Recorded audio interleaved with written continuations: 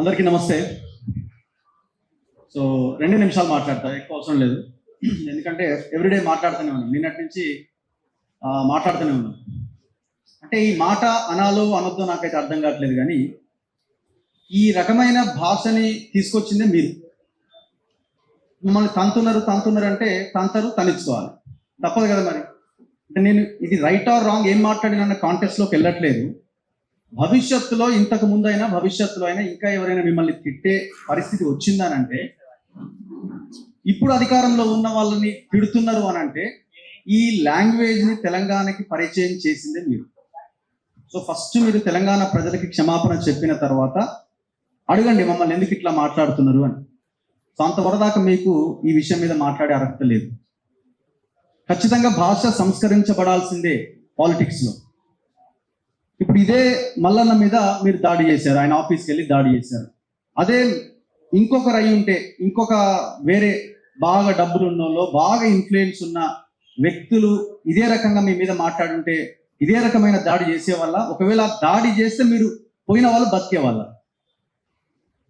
So ఈ అంశాలు మీరు పరిగణలోకి తీసుకొని మాట్లాడాలి. ఇప్పుడు బలైపోయింది ఎవరు? ఆ మధ్యలో వెళ్ళిన వాళ్ళంతా మళ్ళా ఎస్సీ ఎస్టీ బీసీలు అంతా అమాయకులే పాపం. వాళ్ళు ఇప్పుడు భయపడుతున్నారు, కేసులు పెడతారేమో అక్కడ. ఎందుకంటే సీరియస్ అఫెన్సెస్ ఉన్నాయి. కానిస్టేబుల్ మీద, ఆయన గన్మెన్ మీద దాడి చేసిరు, అన్ని ఆడ పగలగొట్టిరు. సో నానా బీభత్సం చేసేచ్చు. సో కాబట్టి క్రిమినల్ అఫెన్సెస్ ఉంటాయి, అందులో గాల్లోకి కాల్పులు జరిపారు. సో అదొక లా అండ్ ఆర్డర్ ఇష్యూ లాగా క్రియేట్ అయి ఉన్నది. ఖచ్చితంగా ప్రభుత్వం ఇంకా సీరియస్గా తీసుకోవాల్సిన అవసరం ఉన్నది. ఏదేమైనా మరొక మంచిదే అంటారు కదా, ఇది కూడా భవిష్యత్తులో జరగకుండా ఉండడానికి ఒక ఇది కావాలి రాబోయే రోజుల్లో. సో వీళ్ళు బూతులకే బ్రాండ్ అంబాసిడర్లు వీళ్ళు. సో వీళ్ళు మమ్మల్ని తిట్టిరు అంటే ఎట్లా?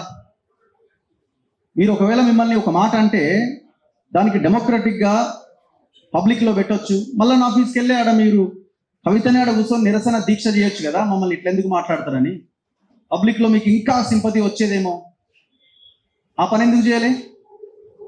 ఆయన ఒకవేళ ఆయన తప్పుగా భావిస్తే లేదు ఇలా అనాల్సింది కాదేమో అనేవాడేమో. మీరు డైరెక్ట్గా పోయి దాడి చేసి ఒక రక్తపాతం సృష్టించడం వల్ల ఇప్పుడు ఎవరికి మైనస్ అయింది, ఎవరికి అడ్వాంటేజ్ అయింది?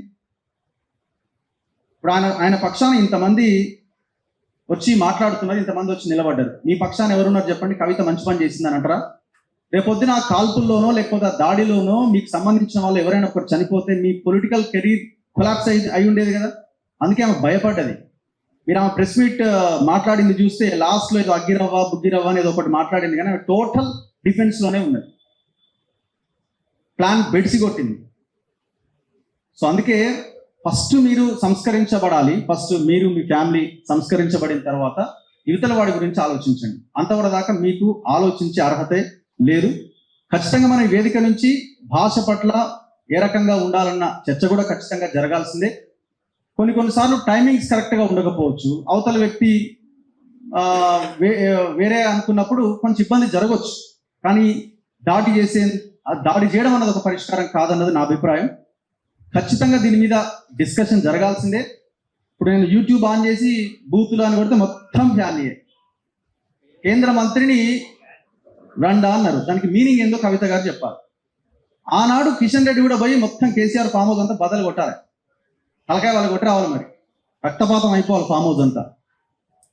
ఇంకా అట్లా మాట్లాడుకుంటూ వెళ్తే మహిళలని ఉద్దేశించిన సభలో నాగార్జున సాగర్ మీటింగ్లో ఇవన్నీ మేము చూసినాం కాబట్టి, కుక్కలు అన్నాడు ఓరో ప్లకార్డ్ పట్టుకొని వస్తే మహిళలను ఉద్దేశించి.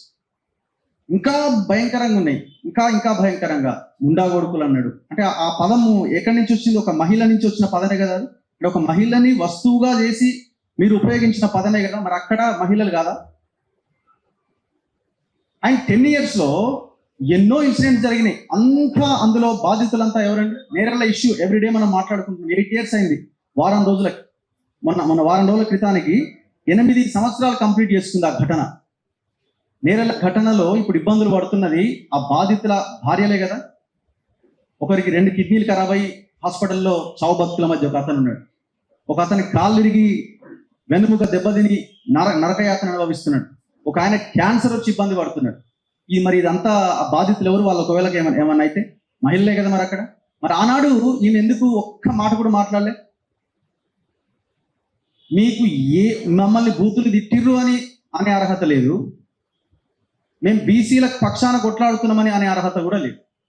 చాలా జాగ్రత్తగా ఉండాలి. బీసీ సమాజం ఏంటంటే రేపు పొద్దున స్టేట్మెంట్ ఇస్తారు 4 రోజుల తర్వాత, 5 రోజుల తర్వాత, ఇంకో 6 నెలల తర్వాత బీసీని ముఖ్యమంత్రిని చేస్తా అంటది. రాసి పెట్టుకోరు.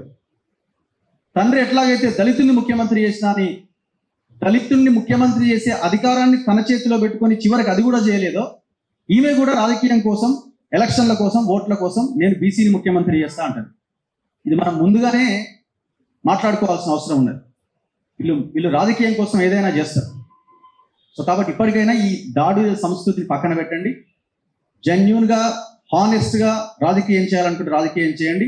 ప్రజలు 100,000 ప్రశ్నలు అడుగుతారు. ప్రతి దానికి సమాధానం చెప్పి అడుగు ముందుకేసినోడే రాజకీయ నాయకుడు, లీడర్. Thank you రఘుభయ్య. ఇప్పుడు